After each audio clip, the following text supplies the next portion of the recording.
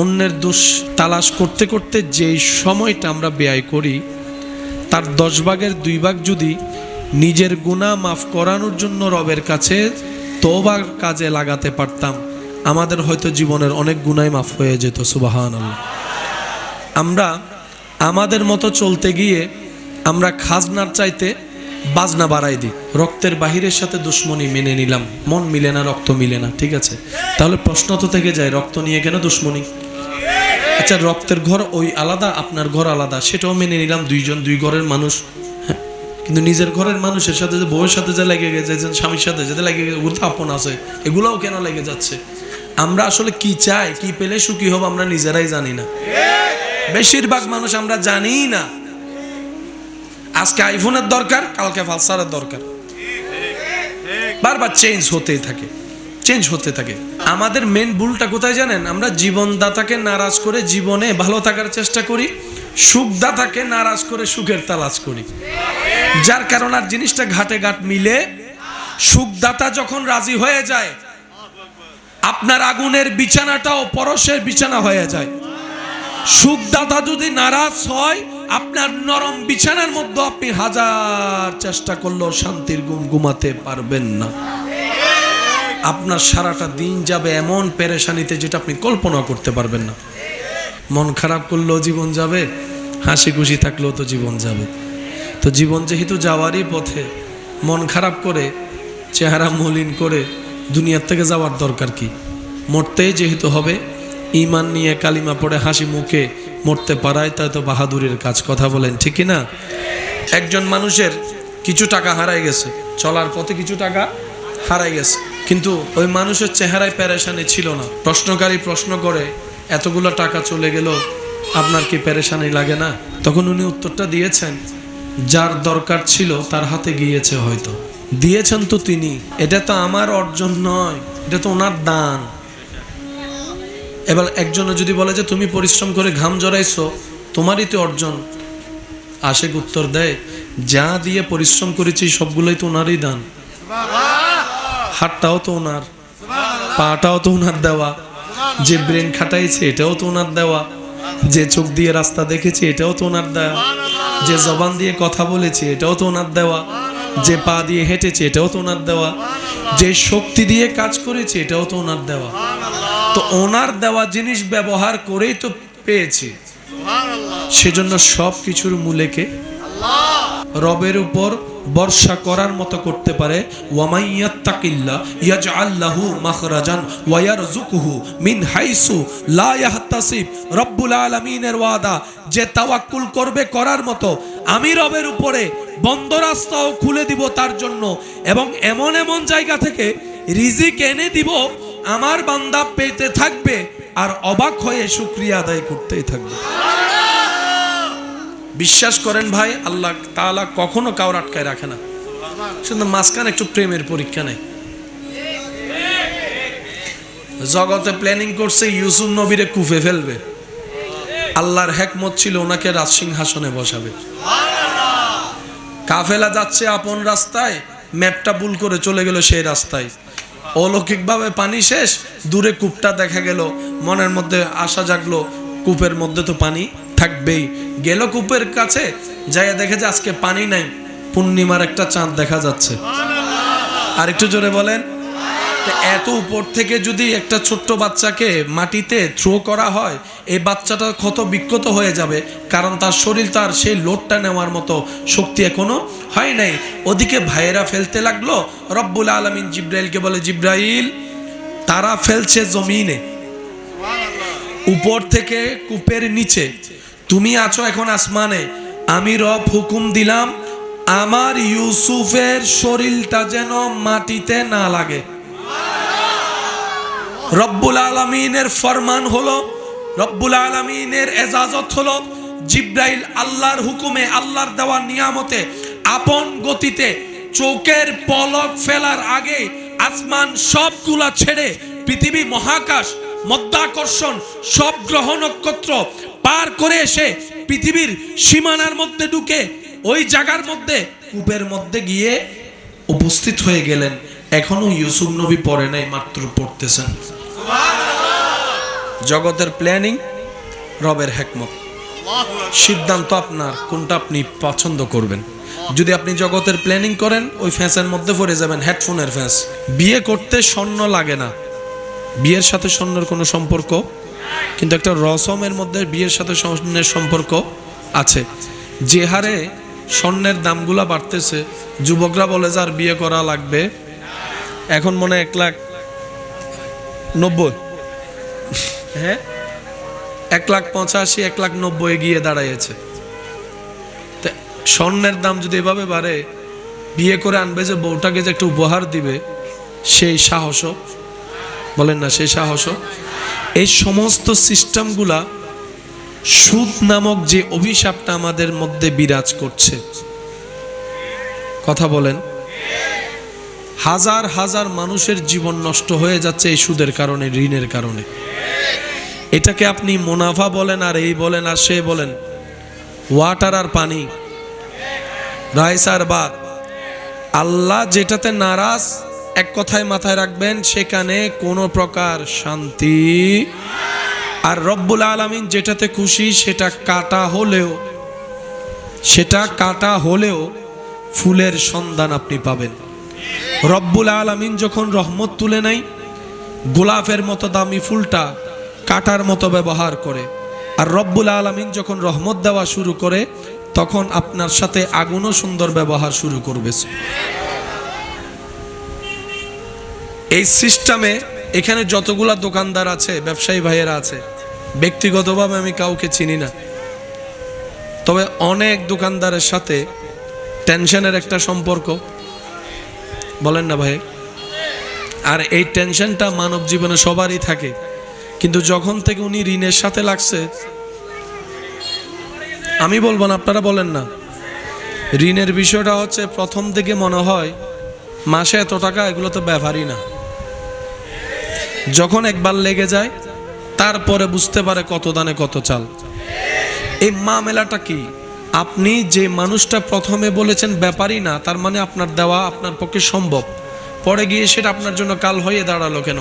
মনে রাখবেন, কিছু জিনিস দেখা যায়, টাকা, চাউল, স্বর্ণ, সুখ শান্তি দেখা, একটু যদি কষ্ট না হয় রিপ্লে দেন, সুখ শান্তি দেখা, রহমত দেখা, বরকত দেখা।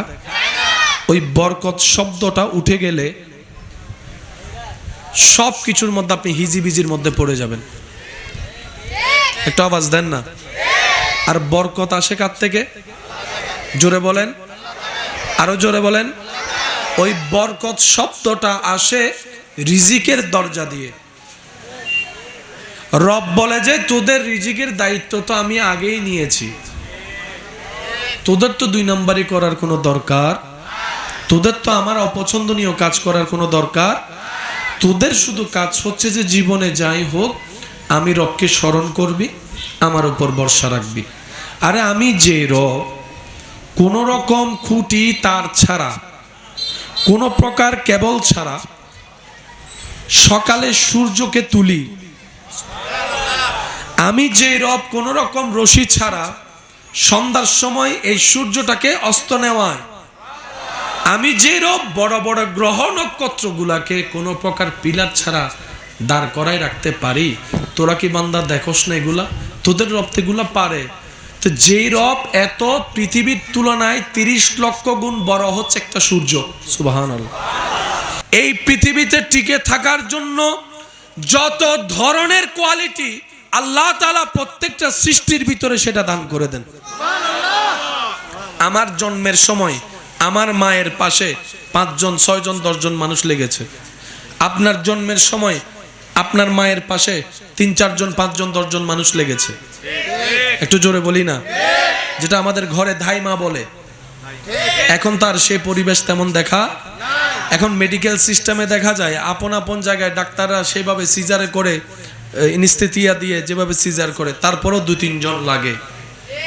2-3 জন মানুষের হেল্প ছাড়া কখনো বাচ্চা হওয়া, একটু বলি বাচ্চা হওয়া, তাহলে ভাবনার বিষয়, ভাবনার জায়গায় দোলা তো একবার দেয়। আমরা দুনিয়াতে যখন আসি আমাদের সাইজ থাকে, আমি যখন আসছি আমার সাইজ ছিল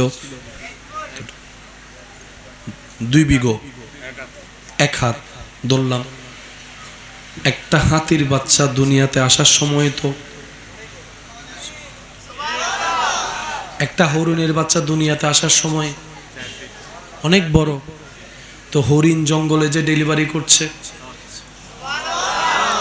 হাতি যে ডেলিভারি করছে, বাঘ যে ডেলিভারি করছে, জিরাফ কত লম্বা মাথা, এখান থেকে দাঁড়ালে কমপক্ষে 6 তলা মতো লম্বা হবে। এই জিরাফের বাচ্চা কতটুকু হতে পারে ভেবেও তো কল্পনা করা যায় না। কিন্তু সেখানে আপনি দেখেন প্রেগনেন্টও হচ্ছে, ডেলিভারিও হচ্ছে। আজ পর্যন্ত কখনো শোনা যায় নাই কোনো বাঘ ডেলিভারি করার সময় মারা গিয়েছে। এখনো পর্যন্ত কখনো শোনা যায় নাই কোনো হরিণ মা ডেলিভারি করার সময় মারা গিয়েছে। না আছে ডাক্তার, না আছে অ্যাম্বুলেন্স, না আছে ধাইমা, না আছে হেল্পার। নিজেই যখন ডেলিভারির টাইম হয় নিজেই বুঝতে পারে। কোনো কম্পিউটারের দরকার হয় না, সুবহানাল্লাহ, কোনো আলতা করার দরকার হয় না।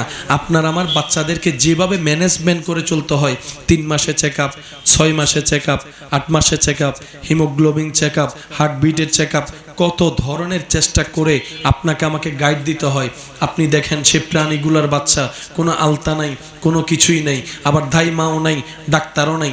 প্রত্যেকটা প্রাণীকে জিজ্ঞেস করেন, এত বড় চ্যালেঞ্জটা যে তুমি নিচ্ছ বাচ্চার ব্যাপারে কোনো প্রকার হেল্প ছাড়া, যদি দুর্ঘটনা ঘটে যায় তখন কি করবা?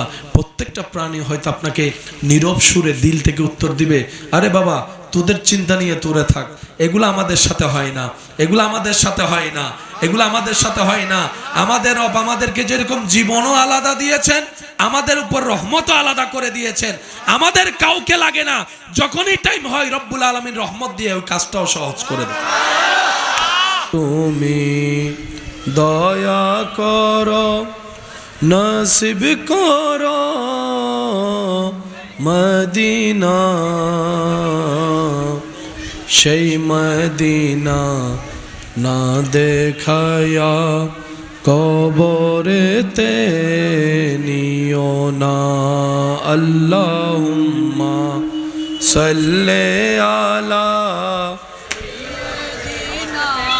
মাওলানা মুহাম্মদ ওয়া আলা আলি মাওলানা। লা ইলাহা ইল্লাল্লাহ, লা ইলাহা হক, লা ফাটা হয়ে যাচ্ছে একটু বরাট, লা ইলাহা ইল্লাল্লাহ হক, লা ইলাহা ইল্লাল্লাহ, লা ইলাহা, একটু আওয়াজ করে, হক লা ইলাহা লা ইলাহা ইল্লাল্লাহ, পড়িয়ে লা ইলাহা ইল্লাল্লাহ, লা ইলাহা ইল্লাল্লাহ হক, লা ইলাহা ইল্লাল্লাহ, লা ইলাহা। ত্রিভুবনের প্রিয় মুহাম্মদ এলো রে দুনিয়ায়, রে সাগরে দেখবি যদি আয়, রে সাগর আকাশ বাতাস দেখবি যদি আয়। ত্রিভুবনের প্রিয় মুহাম্মদ এলো রে দুনিয়ায়, রে সাগর আকাশ বাতাস দেখবি যদি আয়, রে সাগর আকাশ বাতাস দেখ। মুসিবতে না পাই যদি, মুসিবতে না পাই করুণা তোমার কবরে হাসরে কি হবে কবরে হাসরে কি হবে। অধ্যকার সর্দার বাহাদুর নগর এলাকাবাসীর ব্যবস্থাপনায় আজকের এই সজ্জিত আজিমুসান নুরানি ইমানি মাহফিলের মান্যবর প্রধান বক্তা রৌনকে আহলে সুন্নত রৌনকে মিল্লাত হজরতুল আল্লাম জনাব মৌলানা মুফতি ABM আমিনুর রশিদ সাহেব মাদ্দাজিল্লুহুল আলী, আজকের মাহফিলের সম্মানিত প্রধান আলোচক রৌনকে আহলে সুন্নত হাফেজ মৌলানা আরিফুর রহমান মাদ্দাজিল্লুহুল আলী সাহেব সহ আমন্ত্রিত আশেকিন জাকিরিন মুহিব্বিন ব্যবসায়ী চাকরিজীবী ভাইয়েরা, উপস্থিত আল্লাহর প্রেমিক নবীর প্রেমিক ইমানদার ভাইয়েরা, আসসালামু আলাইকুম ওয়া রাহমাতুল্লাহি তাআলা ওয়া বারাকাতুহু। যার যত শক্তি আছে মোহাব্বতের আওয়াজ একবার বলি আলহামদুলিল্লাহ, আরেকটু জোরে বলি আলহামদুলিল্লাহ। আল্লাহ দয়া করে আমাদের সবার জীবনের কবিরা সগীরা গুনাহ মাফ করে দিন। আল্লাহ মেহেরবানি করে আমাদের মা বাবার গুনাহ মাফ করে দিন। আমাদের যত আত্মীয় স্বজন এবং এই এলাকায় যত কবরবাসী কবরের আযাবে কষ্ট পাচ্ছে, আল্লাহ দয়া করে প্রত্যেকটি মানুষের দোয়া কবুল করে প্রত্যেকটি মানুষের কবরের আযাব থেকে মুক্তি দান করুক আমিন। সম্মানিত উপস্থিতি, আল্লাহ যখন যে হালে রাখে, বাবা কথা বলেন না একটু, আল্লাহ যখন যে হালে রাখে আলহামদুলিল্লাহ বলে কবুল করে নেওয়াটাই ভালো। সেই জন্য একবার বলি আলহামদুলিল্লাহ। অনেকে হয়তো মনে করতে পারেন, অনেকের ধারণা হতে পারে রাগ করলাম কিনা, মন খারাপ করলাম কিনা। আমি রাগও করি নাই, মনও খারাপ করি না, আমি আলহামদুলিল্লাহ বলছিলাম। এই সর্দার বাহাদুর নগর এলাকাবাসীর 1 বছরের স্বপ্ন এটা। কথা বলেন ঠিক না? এটা আপনার আমার কাছে হয়তো ছোট্ট একটা আয়োজন মনে হতে পারে, কিন্তু ওদের কাছে এটা 1 বছরের স্বপ্ন। কেউ কোনো কিছু ইচ্ছা করে অসুন্দর করে না। কেউ করে কখনোই ইচ্ছা করে কি খাবার কেউ নষ্ট করে? তো ওনারা ওনাদের জায়গায় চেষ্টা করেছে, ভুল থেকেই শিখা হয়, ভুল থেকে শিখা হয়। তো এই জীবনের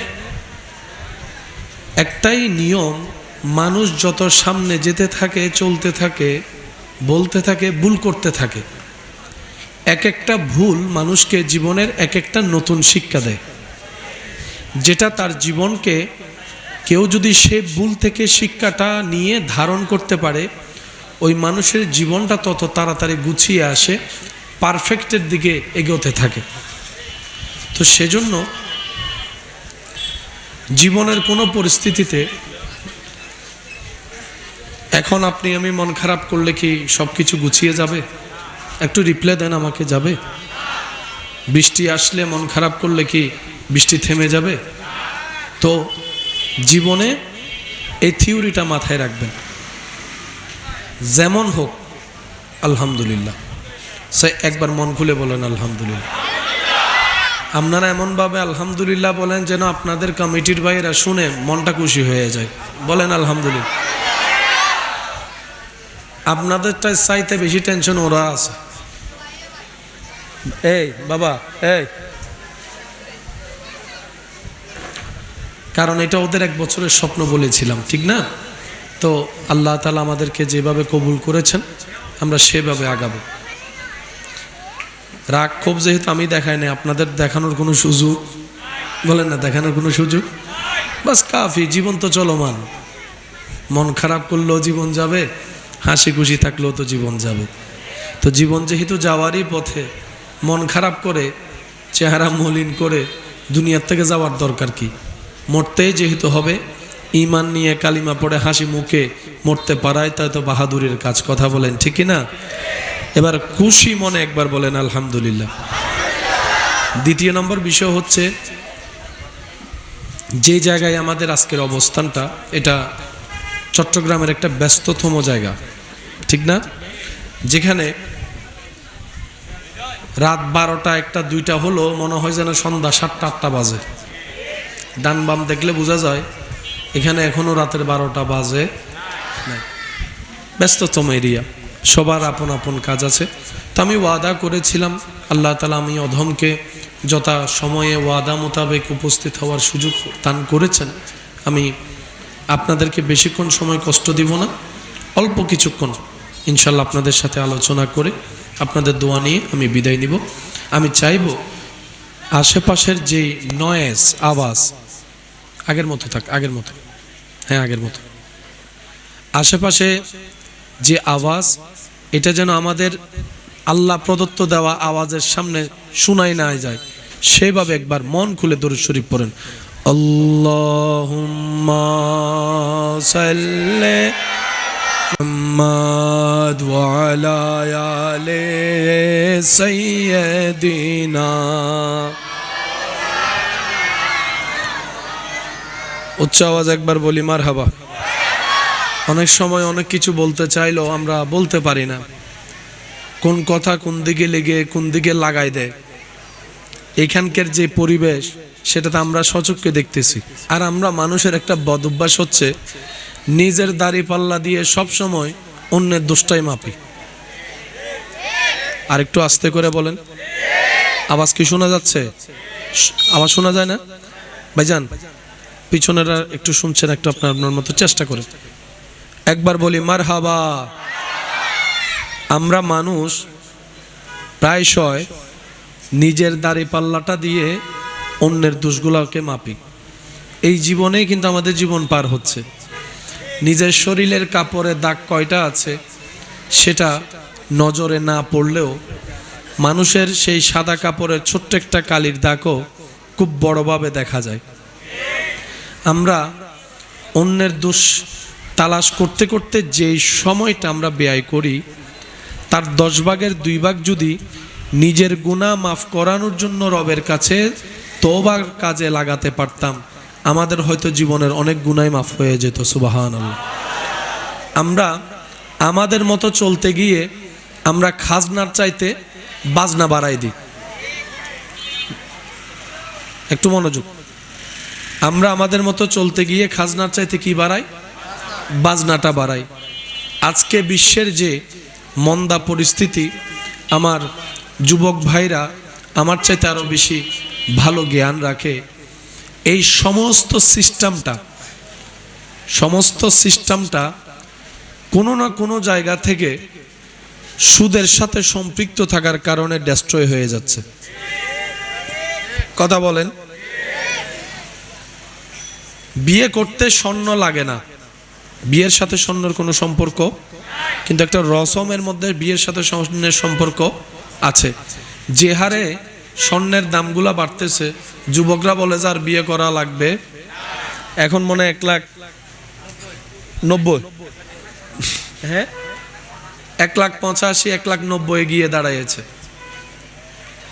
স্বর্ণের দাম যদি এভাবে বাড়ে, বিয়ে করে আনবে যে বউটাকে যে একটু উপহার দিবে, সেই সাহসও বলেন না, সেই সাহসও। এই সমস্ত সিস্টেমগুলা সুদ নামক যে অভিশাপটা আমাদের মধ্যে বিরাজ করছে, কথা বলেন, হাজার হাজার মানুষের জীবন নষ্ট হয়ে যাচ্ছে এই সুদের কারণে, ঋণের কারণে। এটাকে আপনি মুনাফা বলেন আর এই বলেন আর সে বলেন, ওয়াটার আর পানি, রাইস আর ভাত। আল্লাহ যেটাতে নারাজ, এক কথায় মাথায় রাখবেন, সেখানে কোনো প্রকার শান্তি। আর রব্বুল আলামিন যেটাতে খুশি, সেটা কাটা হলেও ফুলের সন্ধান আপনি পাবেন। রব্বুল আলামিন যখন রহমত তুলে নেয়, গোলাপের মতো দামি ফুলটা কাটার মতো ব্যবহার করে। আর রব্বুল আলামিন যখন রহমত দেওয়া শুরু করে, তখন আপনার সাথে আগুনও সুন্দর ব্যবহার শুরু করবে।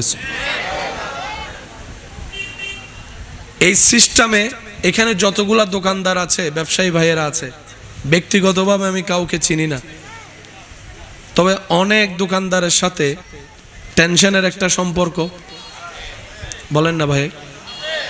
আর এই টেনশনটা মানব জীবনে সবারই থাকে, কিন্তু যখন থেকে উনি ঋণের সাথে লাগছে,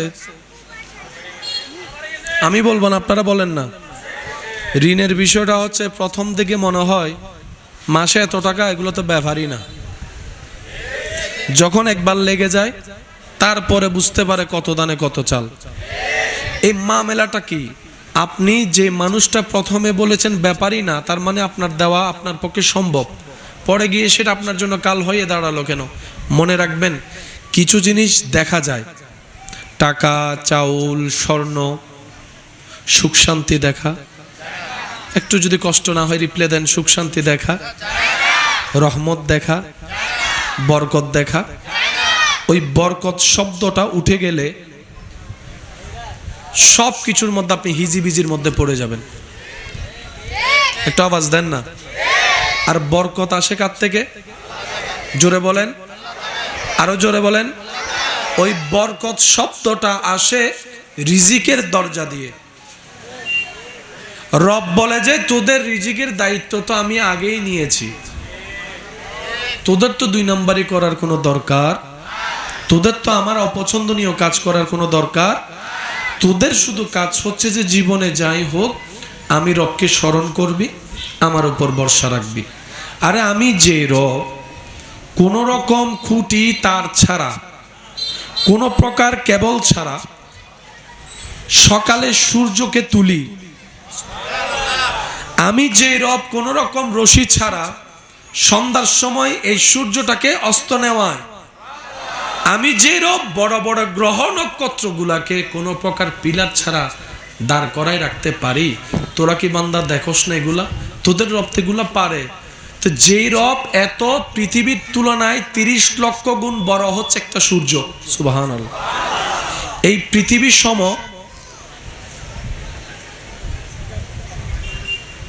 এই পৃথিবী 30 লক্ষটা পৃথিবী এক জায়গায় করলে যে পরিমাণ আয়তন দাঁড়াবে, বিশালতা দাঁড়াবে, সূর্য মামা একাই অত বড়। শুনি না, আরো জোরে বলেন। কত লক্ষ পৃথিবী? জোরে বলেন না।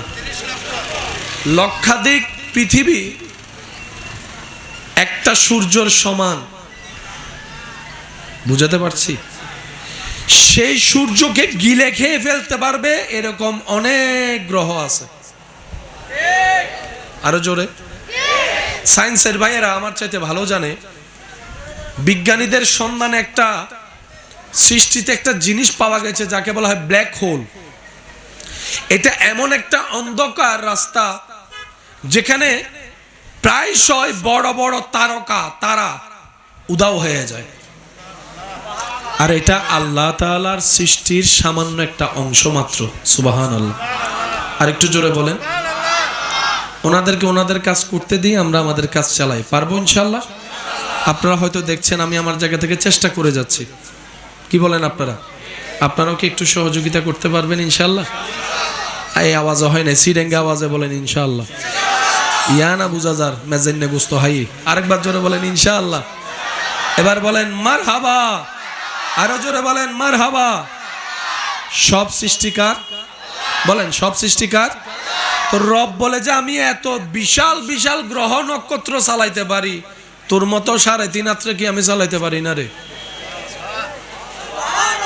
জোরে বলেন, জোরে বলেন, জোরে বলেন। এত সব আমি চালাই, আর তুই মনে করস আমি তোর 3.5 হাতের? আচ্ছা, একটা মানুষের দেহ যদি 3.5 হাত যদি আনুমানিক ধরে নেওয়া হয়, পেটটা আর কত বড়? উপরে নিচে মিলে কয় প্লেট আর ভাত আটে নরমালি? 20 প্লেট খাইজ, আমি ওদের কথা বলতেছি না, নরমাল যারা তাদের কথা বলছি। 1 প্লেট, 2 প্লেট, 3 প্লেট খাবার যখন পেট ভরে ফেলে, হাজার মজার রান্না আর স্বাদ খাইতে ইচ্ছা। সব রিজিক দাতাকে। আওয়াজটা মনে হয় বড় হবে, আর একটু আওয়াজ দিয়ে বলেন, সে আল্লাহ কি আছে? সে আল্লাহ কি দেখে? সে আল্লাহ কি শুনে? সে আল্লাহ দিতে পারে, সে আল্লাহ দিতে পারে, সে আল্লাহ খাওয়াইতে পারে, সে আল্লাহ খাওয়াইতে পারে। এই বিশ্বাস যাদের আছে তাদের কখনো উপবাসে ঘুমাতে হয় না। এই কথা মাথায় রাখবেন। যে বলে যে আমার রিজিক আমার আল্লাহর হাতে, যদি আমার রিজিকের দায়িত্বটা মানুষের হাতে থাকতো তাহলে টেনশন করাটা মানা যেত। চাচাকে তেল দিয়ে চলা লাগবে, বসকে পাম দিয়ে চলা লাগবে, কারণ ওইটা না দিলে তো আমার আর হবে। রব বলে যে আমি তোমার রিজিকের দায়িত্ব কোনো বান্দার উপর ছাড়বো না যেন তার সামনে তোমাকে নত হতে হয়। আমি চাই না আমার বান্দা আমি রব ছাড়া আর কারো সামনে নত হোক। বলেন না সুবহানাল্লাহ। আল্লাহ তোমার চাওয়াটা এমন কেন? রব বলে যে আমার বান্দারা হচ্ছে শানওয়ালা বান্দা, আশরাফুল মখলুকাত। তারা পৃথিবীতে নত হওয়াটাকে বেইজ্জত মনে করে, আর আমি রবের দরবারে নামাজ দিয়ে সিজদা দিয়ে নত হওয়াটাকে ইজ্জত মনে করে। মাথা নত করলে কি দুনিয়াতে ইজ্জত বাড়ে না কমে? দুনিয়ার বিষয়ে বসের সামনে, নেতার সামনে, এর সামনে, ওর সামনে মাথা নত করলে ইজ্জত, বলে না ইজ্জত। অনেকের সামনে দাঁড়ায় থাকতে হয় এমনি, উনি গালি দিতেই আছে, বকা দিতেই আছে, মাথা তোলা যায়? বলে না মাথা তোলা যায়? বুক ফেটে যাচ্ছে, অপমানে শরীর জ্বালা করছে, কিন্তু ভয়ে আওয়াজ করা যায়? একটু আওয়াজ দেন, ভয়ে আওয়াজ করা যায়? ভয়ে আওয়াজ করা যায়? ভয়ে আওয়াজ করা যায়? এবার আপনার রব কেমন শিক্ষা দিচ্ছেন দেখেন।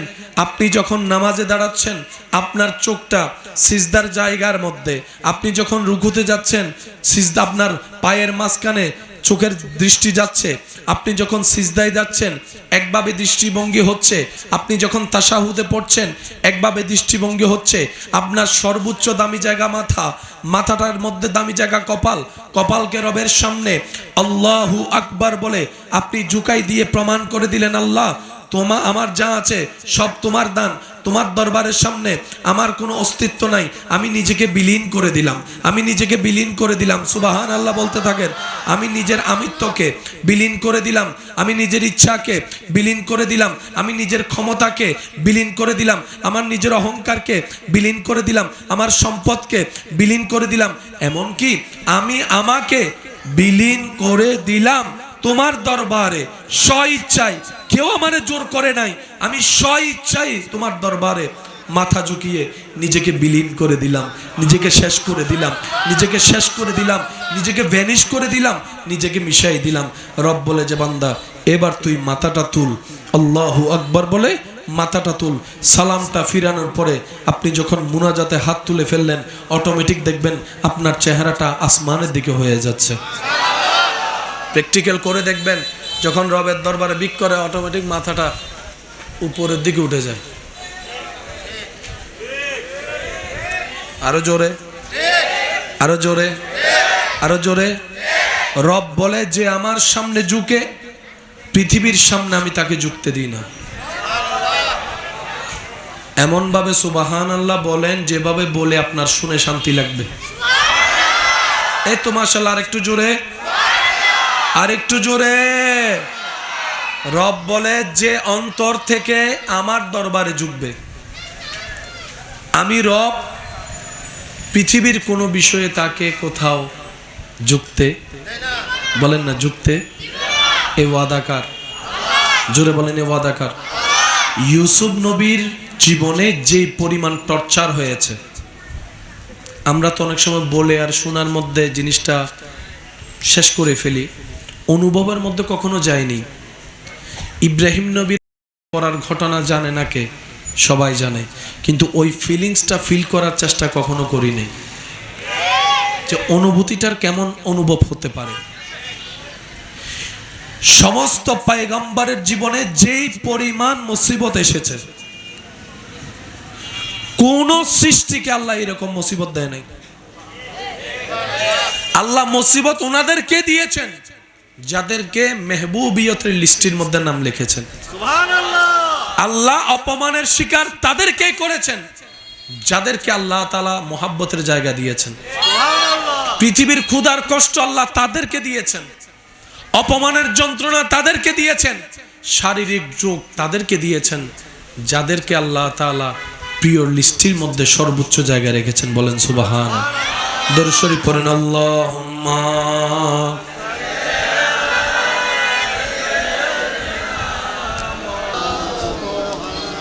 ওয়া আলা আলি সাইয়্যিদিনা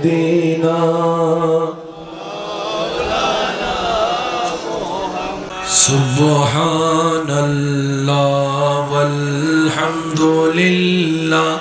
লা ইলাহা ইল্লাল্লাহ সুবহানাল্লাহ ওয়ালহামদুলিল্লাহ লা ইলাহা লা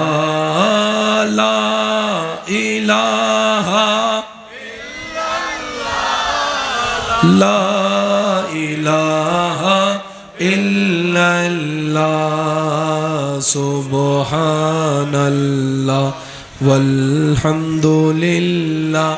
লা ইলাহা। উচ্চ আওয়াজ একবার বলেন মারহাবা। আপনাদের কি কষ্ট হচ্ছে? কিছুক্ষণ চলবে ইনশাল্লাহ? কিছুক্ষণ তো চলবে না? একবার বলি মারহাবা। এই কথাগুলো মনে থাকবে ইনশাল্লাহ। বাবুদেরকে একটু যদি চুপ করাতেন।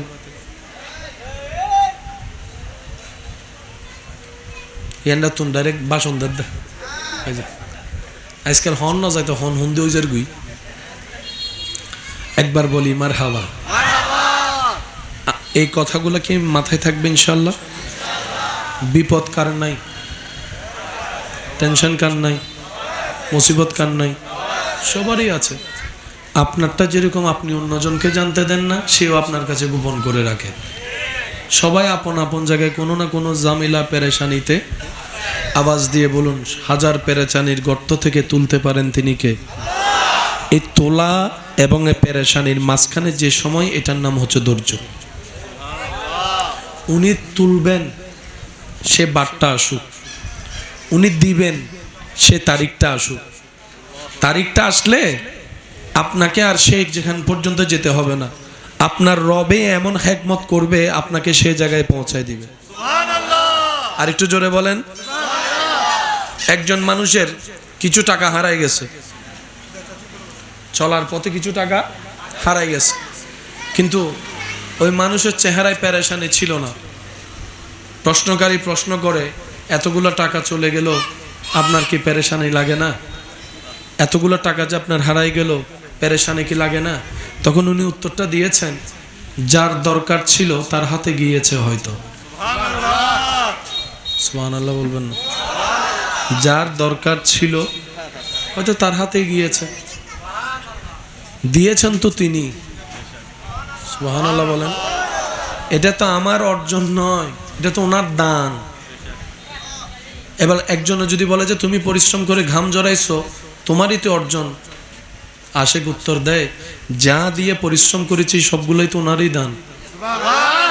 হাতটাও তো ওনার, পাটাও তো ওনার দেওয়া, যে ব্রেন খাটাইছে এটাও তো ওনার দেওয়া, যে চোখ দিয়ে রাস্তা দেখেছি এটাও তো ওনার দেওয়া, যে জবান দিয়ে কথা বলেছি এটাও তো ওনার দেওয়া, যে পা দিয়ে হেঁটেছে এটাও তো ওনার দেওয়া, যে শক্তি দিয়ে কাজ করেছে এটাও তো ওনার দেওয়া। তো ওনার দেওয়া জিনিস ব্যবহার করেই তো পেয়েছি। সেজন্য সব কিছুর মূলে কে? আমার মনে হয় আওয়াজটা একটু বড় হবে। আওয়াজ দিয়ে বলেন, সব কিছুর মূলে কে? যে বান্দা রবের উপর ভরসা করার মতো করতে পারে, ওয়ামাইয়াত্তাকিল্লাহ ইয়াজআল লাহু মাখরাজান ওয়া ইয়ারযুকুহু মিন হাইসু লা ইয়াহতাসিব। রব্বুল আলামিনের ওয়াদা, যে তাওয়াক্কুল করবে করার মতো, আমি রবের উপরে বন্ধ রাস্তাও খুলে দিব তার জন্য, এবং এমন এমন জায়গা থেকে রিজিক এনে দিব, আমার বান্দা পেতে থাকবে আর অবাক হয়ে শুকরিয়া আদায় করতেই থাকবে। বিশ্বাস করেন ভাই, আল্লাহ তাআলা কখনো কাউর আটকায় রাখে না। শুধু মাঝখানে একটু প্রেমের পরীক্ষা নেই। জগতে প্ল্যানিং করছে ইউসুফ নবীরে কুফে ফেলবে, আল্লাহর হিকমত ছিল ওনাকে রাজসিংহাসনে বসাবে। কাফেলা যাচ্ছে আপন রাস্তায়, ম্যাপটা ভুল করে চলে গেল সেই রাস্তায়। অলৌকিকভাবে পানি শেষ, দূরে কূপটা দেখা গেল, মনের মধ্যে আশা জাগলো, কূপের মধ্যে তো পানি থাকবেই। গেল কূপের কাছে, যাইয়া দেখে যে আজকে পানি নাই, পূর্ণিমার একটা চাঁদ দেখা যাচ্ছে। আর একটু জোরে বলেন। এত উপর থেকে যদি একটা ছোট্ট বাচ্চাকে মাটিতে থ্রো করা হয়, এই বাচ্চাটা ক্ষত বিক্ষত হয়ে যাবে, কারণ তার শরীর তার সেই লোডটা নেওয়ার মতো শক্তি এখনো হয় নাই। ওদিকে ভাইয়েরা ফেলতে লাগলো, রব্বুল আলামিন জিব্রাইলকে বলে, জিব্রাইল তারা ফেলছে জমিনে, উপর থেকে কূপের নিচে, তুমি আছো এখন আসমানে, আমি রব হুকুম দিলাম আমার ইউসুফের শরীরটা যেন মাটিতে না লাগে। রব্বুল আলামিনের ফরমান হলো, রব্বুল আলামিনের এজাজত হলো, জিব্রাইল আল্লাহর হুকুমে, আল্লাহর দেওয়া নিয়ামতে আপন গতিতে চোখের পলক ফেলার আগে আসমান সবগুলা ছেড়ে পৃথিবী, মহাকাশ, মধ্যাকর্ষণ, সব গ্রহ নক্ষত্র পার করে এসে পৃথিবীর সীমানার মধ্যে ঢুকে ওই জায়গার মধ্যে কূপের মধ্যে গিয়ে উপস্থিত হয়ে গেলেন। এখনো ইউসুফ নবী পড়ে নাই, মাত্র পড়তেছেন। জগতের প্ল্যানিং, রবের হিকমত, সিদ্ধান্ত আপনার, কোনটা আপনি পছন্দ করবেন। যদি আপনি জগতের প্ল্যানিং করেন, ওই ফ্যাঁসের মধ্যে পড়ে যাবেন, হেডফোনের ফ্যাঁস। তার আছে না, তারও জোর হন না, ব্রডব্যান্ডের তার, টিএনটির তার, তারপরে কারেন্টের তার, উইতের তার, হেতের তার, উইতের তার, এমন তার আছে মাঝে মধ্যে আমরা যারা আছে আমরা দেখে ভাবি কোনটা কার লাইন, হে সিনে কেমনে। সত্যি বলেন আপনারা, কিন্তু যারা কাজ করে। আরো মজার বিষয়, লম্বা একটা লাইন ওয়াইফাইয়ের কোন জায়গায় কাটা গেছে, এত লম্বা এরিয়ার ভিতরে কেমনে বুঝলো? তাদের কিছু সেই সিস্টেম, বলেন না, সেই সিস্টেম। মনে রাখবেন, বান্দা যেটাতে লাগে আল্লাহ সেই কাজটা তার জন্য সহজ করে দেয়। এখানে অনেক ব্যবসায়ী ভাইয়েরা আছেন, বাবা ওনাদেরকে একটু, ওনাদেরকে, জি, কি বাগাবাগি ঘরের ফাল্লার কথা বলেন না, হ্যাঁ কথা বলেন না, মাশাআল্লাহ। একবার বলি মারহাবা। আমি কি আপনাদের খেদমতে বুঝাতে পারছি কথাগুলা? এগুলো কি আসলে আমাদের জীবনের জন্য দরকার আছে না নাই? আমাদের বুঝার দরকার আছে না নাই? বিশ্বাস করেন, জীবন কঠিন কিছু না। জীবনের নামই হচ্ছে জীবনদাতাকে খুশি রেখে চলা।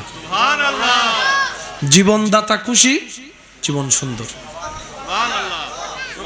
আমাদের মেন ভুলটা কোথায় জানেন? আমরা জীবনদাতাকে নারাজ করে জীবনে ভালো থাকার চেষ্টা করি, সুখদাতাকে নারাজ করে সুখের তালাশ করি, যার কারণে আর জিনিসটা ঘাটে ঘাট মিলে।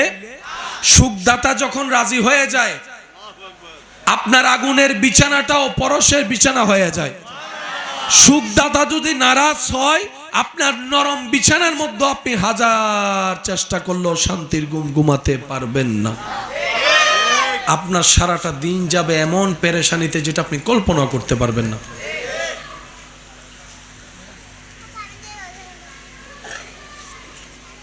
একবার বলি মারহাবা। আল্লাহ আমাদের সবাইকে একটু বুঝার তৌফিক দান করুন। কথা আসলে আসলে মনোযোগ নষ্ট হয়, কথা ছুটে যায়। আমি যে কথার মধ্যে ছিলাম আমি একটু গোছাই দিচ্ছি, শুধু আপনারা চেষ্টা করবেন আউটসাইডে যেন আওয়াজ না হয়। একবার দরুদ শরীফ পড়েন, আল্লাহুম্মা সাল্লি আলা সাইয়্যিদিনা মাওলানা মুহাম্মদ ওয়া আলা আলি সাইয়্যিদিনা মাওলানা মুহাম্মদ। জন্ম আমার নবীর যুগে হলে, জন্ম আমার নবীর যুগে হলে, দু নয়নে রাসূল পাক দেখিলে, কত সবাই কি আওয়াজে, দু নয়নে রাসূল দেখিলে কেমন হতো, জন্ম আমার নবীর যুগে হলে কেমন হতো। উচ্চ আওয়াজ একবার বলেন মারহাবা। আমাদের সবাইকে একটু বুঝে শুনে চলার তৌফিক দান করুন। আপনাদের জীবনটা সুন্দর রাখার জন্য এই নালা পরিষ্কার করার মানুষের দরকার। একটু বুঝে বুঝে উত্তর দিবেন। আপনার পরিবেশ সবকিছু সুন্দর রাখার জন্য নালা পরিষ্কার করার মতো মানুষের দরকার। সত্যি করে বুকে হাত রেখে বলুন তো, কোনো একটা মানুষ ছোট্টবেলা থেকে এই চিন্তায় বড় হয়েছে আমি বড় হয়ে নালা পরিষ্কার করব, এই গন্ধ দুর্গন্ধ থাকবো? কেউ চিন্তা করেছে? তাহলে এতগুলো মানুষ আসলো কোত্থেকে নালা পরিষ্কার করনে বলা? কারো তো স্বপ্ন থাকে না ড্রেনের কাজ করবে, তো স্বপ্নই যদি না থাকে এত কষ্টের মারাত্মক কাজ এত মানুষ করে কেমনে? একটু ভাবেন। কেউ কি ইচ্ছা করেছে যে আমি বড় হয়ে বড় একজন মুসি হব? এতগুলো মুচি কোত্থেকে আসলো? ভাবেন, মনে রাখবেন, এই পৃথিবীর সিস্টেম চলার জন্য, সুবহানাল্লাহ বলেন, জোরে জোরে বলেন সুবহানাল্লাহ। এই পৃথিবীর সিস্টেম চলার জন্য, মানবের জীবন সহজ হওয়ার জন্য যত ধরনের যা কিছু দরকার, আল্লাহ তাআলা এক এক কাজের প্রতি এক এক মানুষের ভালোবাসা সৃষ্টি করে দিয়েছেন। যেই ডাস্টবিনের সামনে যাওয়ার অনেক দূর থেকে আপনার আমার নাক বন্ধ করে ফেলতে হয়, একবার প্রশ্ন করুন সেই ডাস্টবিনের ভিতরে গিয়ে আমার সেই ভাইয়েরা কিভাবে মাস্ক ছাড়া, কোনো কিছুই ছাড়া ঘন্টার পর ঘন্টা ময়লা তুলছে কিভাবে? নাক যেরকম আমাদের আছে ওনাদের তো আছে।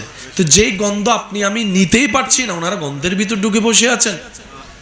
রব্বুল আলামিন প্রত্যেকটা বান্দাকে প্রত্যেকটা কাজ সহজ করার জন্য যা রাস্তা করে দেওয়ার সব করে দেন। এখানে আমার অনেক দোকানদার ভাইরা আছেন, একটা দোকান দেওয়ার জন্য কত মানুষের কত প্ল্যানিং, কত দুর্নীতিও করে অনেক সময়। জীবন সহজ কি, বসে বসে টাকা কামাও। বসে থাকা যে কত রকম বিরক্তের কাজ, যারা বসে থাকে ওনাদেরকে জিজ্ঞেস করে। বসে থাকাটাও একটা চ্যালেঞ্জিং বিষয়, কথা বলেন না রে ভাই? বসে বসে 7-8-9 ঘন্টা বসে থাকা, এটাও এত সহজ বলেন না? দেখতে লাগে সহজ, কিন্তু এটা বিষয়টা তত সহজ। এতটুক মাথায় রাখবেন, আপনার চেষ্টা আপনার জায়গায়, ভরসাটা রবের উপর রাখবেন। এই পৃথিবীতে টিকে থাকার জন্য যত ধরনের কোয়ালিটি আল্লাহ তাআলা প্রত্যেকটা সৃষ্টির ভিতরে সেটা দান করে দেন। আমার জন্মের সময় আমার মায়ের পাশে 5 জন 6 জন 10 জন মানুষ লেগেছে। আপনার জন্মের সময় আপনার মায়ের পাশে 3-4 জন 5 জন 10 জন মানুষ লেগেছে। একটু জোরে বলি না? যেটা আমাদের ঘরে ধাই মা বলে। এখন তার সেই পরিবেশ তেমন দেখা, এখন মেডিকেল সিস্টেমে দেখা যায় আপন আপন জায়গায় ডাক্তাররা সেভাবে সিজারে করে, ইনস্থেথিয়া দিয়ে যেভাবে সিজার করে, তারপরও 2-3 জন লাগে। 2-3 জন মানুষের হেল্প ছাড়া কখনো বাচ্চা হওয়া, একটু বলি বাচ্চা হওয়া, তাহলে ভাবনার বিষয়, ভাবনার জায়গায় দোলা তো একবার দেয়। আমরা দুনিয়াতে যখন আসি আমাদের সাইজ থাকে, আমি যখন আসছি আমার সাইজ ছিল 2 বিঘো 1 হাত ধরলাম। একটা হাতির বাচ্চা দুনিয়াতে আসার সময় তো, একটা হরিণের বাচ্চা দুনিয়াতে আসার সময় অনেক বড়। তো হরিণ জঙ্গলে যে ডেলিভারি করছে, হাতি যে ডেলিভারি করছে, বাঘ যে ডেলিভারি করছে, জিরাফ কত লম্বা মাথা, এখান থেকে দাঁড়ালে কমপক্ষে 6 তলা মতো লম্বা হবে। এই জিরাফের বাচ্চা কতটুকু হতে পারে ভেবেও তো কল্পনা করা যায় না। কিন্তু সেখানে আপনি দেখেন প্রেগনেন্টও হচ্ছে, ডেলিভারিও হচ্ছে। আজ পর্যন্ত কখনো শোনা যায় নাই কোনো বাঘ ডেলিভারি করার সময় মারা গিয়েছে। এখনো পর্যন্ত কখনো শোনা যায় নাই কোনো হরিণ মা ডেলিভারি করার সময় মারা গিয়েছে। না আছে ডাক্তার, না আছে অ্যাম্বুলেন্স, না আছে ধাইমা, না আছে হেল্পার। নিজেই যখন ডেলিভারির টাইম হয় নিজেই বুঝতে পারে, কোনো কম্পিউটারের দরকার হয় না। সুবহানাল্লাহ। কোনো আলতা করার দরকার হয় না। আপনার আমার বাচ্চাদেরকে যেভাবে ম্যানেজমেন্ট করে চলতে হয়, 3 মাসে চেক আপ, 6 মাসে চেক আপ, 8 মাসে check up, haemoglobin check up, হার্টবিটের চেক আপ, কত ধরনের চেষ্টা করে আপনাকে আমাকে গাইড দিতে হয়। আপনি দেখেন সে প্রাণীগুলার বাচ্চা, কোনো আলতা নাই, কোনো কিছুই নেই, আবার ধাই মাও নাই, ডাক্তারও নাই। প্রত্যেকটা প্রাণীকে জিজ্ঞেস করেন, এত বড় চ্যালেঞ্জটা যে তুমি নিচ্ছ বাচ্চার ব্যাপারে কোনো প্রকার হেল্প ছাড়া, যদি দুর্ঘটনা ঘটে যায় তখন কি করবা? প্রত্যেকটা প্রাণী হয়তো আপনাকে নীরব সুরে দিল থেকে উত্তর দিবে, আরে বাবা তোদের চিন্তা নিয়ে তোরে থাক, এগুলো আমাদের সাথে হয় না, এগুলো আমাদের সাথে হয় না, এগুলো আমাদের সাথে হয় না। আমাদের রব আমাদেরকে যেরকম জীবনও আলাদা দিয়েছেন, আমাদের উপর রহমতও আলাদা করে দিয়েছেন। আমাদের কাউকে লাগে না, যখনই টাইম হয় রব্বুল আলামিন রহমত দিয়ে ওই কাজটাও সহজ করে দেয়। তাওয়াক্কুল এত বড় জিনিস। আপনি যদি আমাকে বলেন যে ভাইয়া আপনার দৃষ্টিতে আমাদের সবচেয়ে মাইর খাওয়ার প্রধান কারণ কি, আমি বলবো যে আমাদের আল্লাহর উপর তাওয়াক্কুলটা কমে গেছে। আপনারা হয়তো আমার সাথে দ্বিমত হতে পারেন, যার যার জ্ঞান আলাদা, যার যার বুঝ আলাদা, তবে আমার মন বলে আমরা ওই আল্লাহর ভরসা যে শব্দটা আজকে থেকে 30 বছর আগেও ছিল, মানুষের মুখে মুখে ছিল আল্লাহ ভরসা, বুঝে বলুক আর না বুঝে বলুক, আল্লাহ ভরসা শব্দটা বলেন না, আল্লাহ ভরসা শব্দটা, ওইটা থেকে কেমন যেন আমরা নিজেদেরকে একটু দূরে সরাই আনছি, আর নবী রহমতুল্লিল আলমিনের আদব মহাব্বত থেকে একটু দূরে সরে গেছে। এ আমাদের মায়ের খাওয়ার প্রধান কারণ। মায়ের বাহিরে খাইলে তো বুঝ দিতাম, আজকাল তো মায়ের গড়ও খাচ্ছে। কত মানুষ যে ফুয়ের বউয়ের কাছে জাড়া জুতার বাড়ি খাচ্ছে, এসব কথা বলে না, কিন্তু বাহিরে এসে লজ্জায় বলতে পারে, আর বউ আরে মাইজি পারিব না, লজ্জা। ঘরের ভিতরেও শান্তি, আপন মানুষের সাথেও শান্তি, রক্তের বাহিরের সাথে দুশ্মনী মেনে নিলাম, মন মিলে না, রক্ত মিলে না, ঠিক আছে, তাহলে প্রশ্ন তো থেকে যায় রক্ত নিয়ে কেন দুশ্মনী? আচ্ছা রক্তের ঘর ওই আলাদা, আপনার ঘর আলাদা, সেটাও মেনে নিলাম, দুইজন দুই ঘরের মানুষ, কিন্তু নিজের ঘরের মানুষের সাথে যে বউয়ের সাথে যে লেগে গেছে, স্বামীর সাথে যেতে লেগে গেছে, ওর তো আপন আছে, এগুলাও কেন লেগে যাচ্ছে? আমরা আসলে কি চাই, কি পেলে সুখী হব আমরা নিজেরাই জানি না। বেশিরভাগ মানুষ আমরা জানি না। আজকে আইফোনের দরকার, কালকে পালসারের দরকার, বারবার চেঞ্জ হতে থাকে, চেঞ্জ হতে থাকে।